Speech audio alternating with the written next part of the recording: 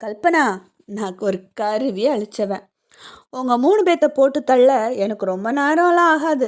நீ யோசிச்சுக்கோ. என் கூட தான் நீ வாழ்ந்தாகணும். என்னை விட்டு கொஞ்சம் விலகணும்னு நினச்சா கூட முதல்ல நலன் யோசிச்சுக்கோ அப்படின்னு வில்லங்கம்மா சொன்னார்.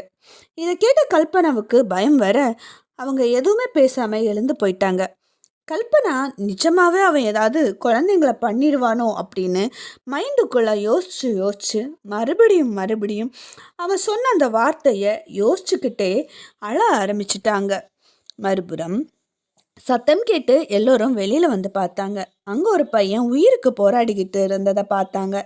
அவனை சுற்றி நிறைய பேர் உதவி செய்யாமல் வெறும் அவங்க ஃபோனில் வீடியோ எடுத்துக்கிட்டு இருந்ததையும் ஃபோட்டோஸ் எடுத்துகிட்டு இருந்ததையும் பார்த்தாங்க. இதை பார்த்த ஒருத்தர் உடனடியாக அவனோட பாக்கெட்டில் இருந்த ஃபோனை எடுத்து முதல்ல இருக்க நம்பர்